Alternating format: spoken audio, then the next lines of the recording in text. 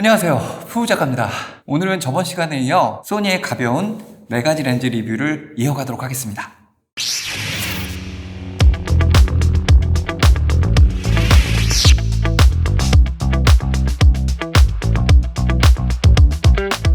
소니의 많은 렌즈 중에 이 녀석들을 고른 이유가 있습니다. α7C가 아무리 가볍다고 해도 렌즈 교환식 카메라죠. 렌즈가 무거우면 바디가 아무리 가벼워봤자 큰 의미가 없죠. 특히나 브이로그 같은 일상 컨텐츠는 카메라가 가벼울수록 더 많은 이야기들을 담을 수 있습니다. 그래서 거기에 부합하는 가벼운 광각 렌즈들로 오늘 리뷰를 꾸며보고 있습니다.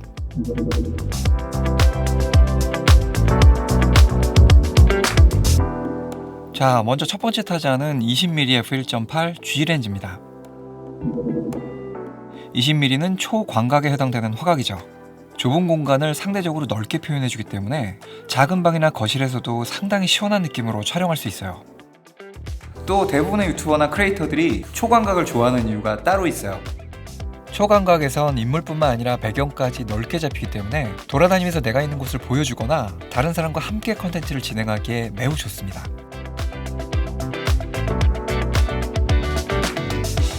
그리고 또 한 가지는 카메라와 가깝게 붙어도 얼굴만 크게 나오질 않아서 상대적으로 얼짱각을 얻을 수 있다 라는 장점도 있습니다.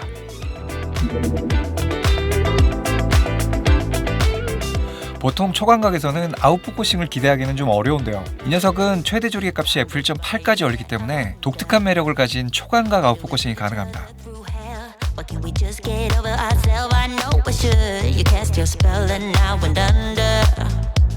I know the laughter and the pain. Will I ever love again? I don't know if I can take it anymore. AF는 올해 나온 소니 렌즈답게 상당히 부드럽고 정확합니다. 이 렌즈는 2개의 리니어 모터로 작동되는데요. 때문에 조용하면서도 빠르게 피사체를 포착합니다. 최근에 나온 α7C와 아주 좋은 궁합을 보여줍니다.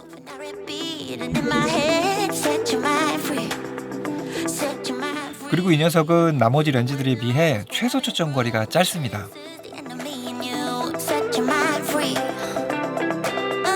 피사체와 상당히 근접해서 촬영할 수 있기 때문에 어느 정도의 간이 접사도 가능합니다.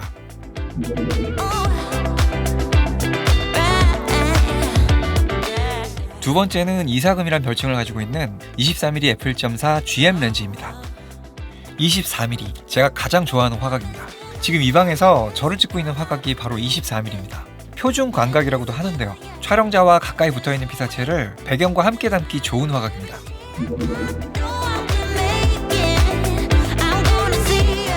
24mm는 배경을 충분히 담으면서도 어느 정도 피사체에 집중시킬 수 있는 화각이에요.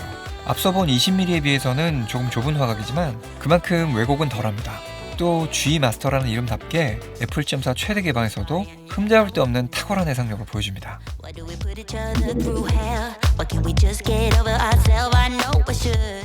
이 녀석은 11개의 날로 구성된 조리개를 가지고 있어요. 때문에 거의 구형에 가까운 아름다운 보케를 표현해줍니다. f1.4의 얕은 심도 표현이 가능하기 때문에 배경 그림을 통해 평범한 곳을 좀 더 유니크한 느낌으로 촬영하는 것이 가능합니다. 또 짐벌이에 올려서 인물을 촬영할 때도 몽환적인 심도 표현이 가능합니다. 여친이나 와이프에게 칭찬을 받을 수 있는 훌륭한 렌즈라고 할 수 있습니다. 이사짐 렌즈는 DDSSM, 다이렉트 드라이브 슈퍼소닉 웨이브 모터라는 긴 이름을 가진 저소음 모터를 탑재하고 있습니다. 이게 2470GM이나 1635GM 같은 최고급 기종에만 적용되는 고급 모터인데요. 덕분에 굉장히 빠르고 정숙합니다. 소니 AF 기술의 정수라고 할 수 있죠.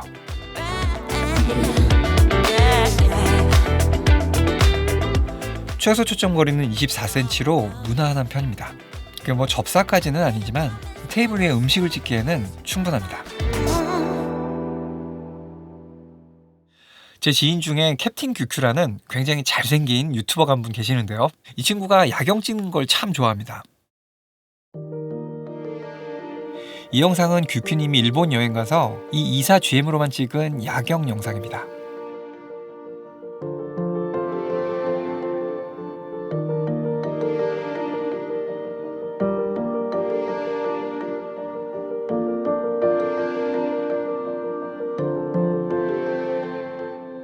이 렌즈는 f2.4의 밝은 조리개와 G마스터급 해상력으로 어두운 실내나 야경, 별사진 등의 저조도까지 전부 커버가 가능합니다. 물론 좀 비싸긴 하지만요.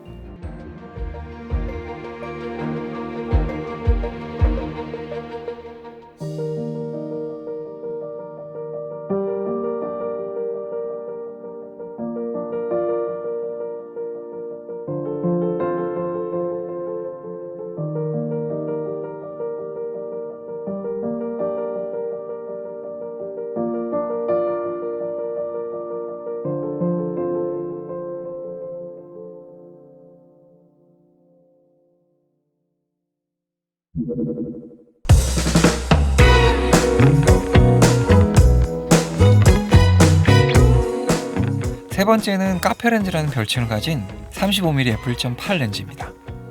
35mm부터는 준표준 렌즈라는 표현을 쓰죠. 앞서 소개한 두 렌즈에 비해서 좀 더 피사체에 집중시킬 수 있는 렌즈입니다. 35mm 화각을 친절한 화각이다 라고 표현하곤 합니다. 피사체에 카메라를 들이대면 특별히 큰 고민 없이도 어느 정도 그럴듯한 사진과 영상을 얻을 수 있거든요.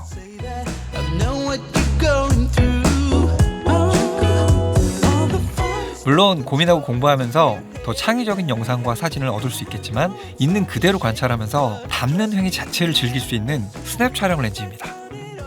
배경과 인물을 반반 섞어서 표현하기도 좋고요. 앞에 있는 테이블 위에 음식을 찍기도 좋습니다. 딱히 실내외 가릴 것 없이 편하게 촬영할 수 있는 만능 화각이라고 할 수 있어요.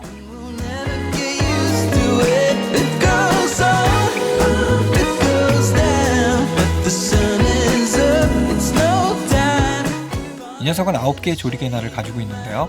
이사주엠 같이 몽환적인 구형은 아니지만 꽤 볼만한 이쁜 보케를 보여줍니다. 또 아웃포커스는 광각보다 표준이나 망원에서 더 잘 표현되기 때문에 f1.8의 밝은 조리개와 더불어 멋진 배경 그림 효과를 만들 수 있어요.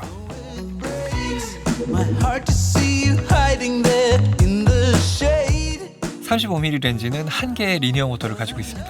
앞에 소개한 두 렌즈에 비해서는 상당히 심플한 구성인데요. 그렇다고 AF 능력이 부족하다는 생각은 들지 않았습니다. 제가 이 렌즈를 3달 정도 꾸준히 사용하고 있는데요. 촬영하면서 AF가 느리거나 정확도가 떨어져서 문제가 된 적은 한 번도 없었습니다.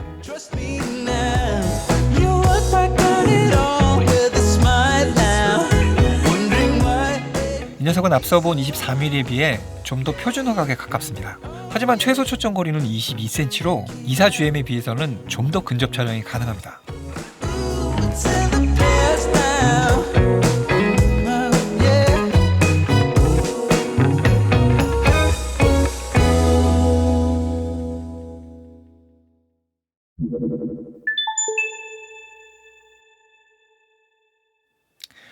(2860) 렌즈는 줌 렌즈이기 때문에 한 가지 화각을 위해 설계된 단렌즈에 비해 해상력이나 보케 능력은 떨어질 수밖에 없습니다. 이 녀석은 그런 미장센보다는 늘 몸에 지니고 다니며 촬영할 수 있는 휴대성에 몰빵한 녀석이라고 생각하시면 돼요. 그래서 지표에 따른 렌즈 소개보다는 이 녀석으로 담아본 일상의 모습들을 보여드리려고 합니다.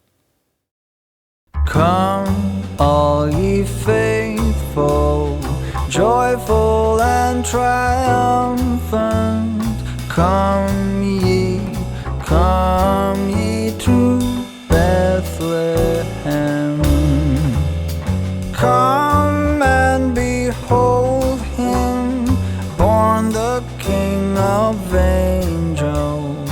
Come let us adore him. Come let us adore him. Come let us adore him, Christ the Lord.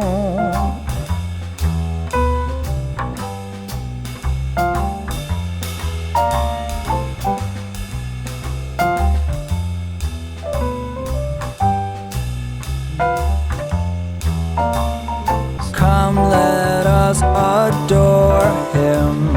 Come let us adore him. Come let us adore him, Christ the Lord.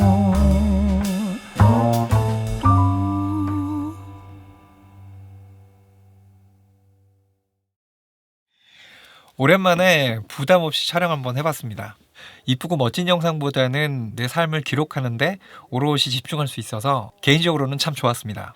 마치 일기장을 쓰듯이 편하게 담을 수 있었어요.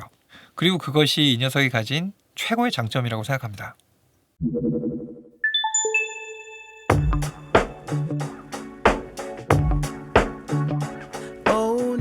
오늘 소개한 4가지 렌즈 중에 나는 어떤 렌즈를 사면 좋을까 고민하시는 분들이 계실 거예요. 그런 분들을 위해서 간단한 그래프를 만들어 봤습니다. 자, Y축은 회상력과 화질을 의미하고요. X축은 무게와 편의성입니다. 자, 이제 여기에 각 렌즈들의 포지션을 한번 잡아보겠습니다. 자, 먼저 23mm GM 렌즈는 요쯤 해당되겠죠. 그리고 20G 렌즈는 여기 정도, 35mm f1.8 렌즈는 여기, 마지막으로 2860 렌즈는 여기쯤 위치하겠네요. 물론 네 렌즈 모두 상당히 가볍고 컴팩트합니다.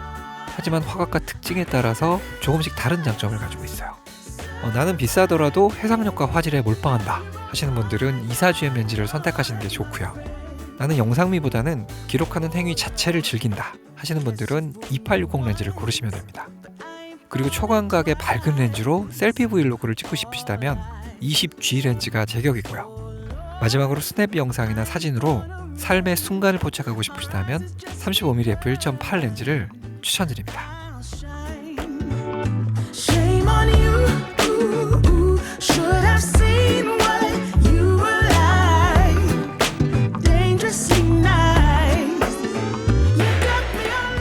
자, 오늘은 알파7C와 찰떡궁합인 가벼운 소니 렌즈들을 소개해드렸습니다.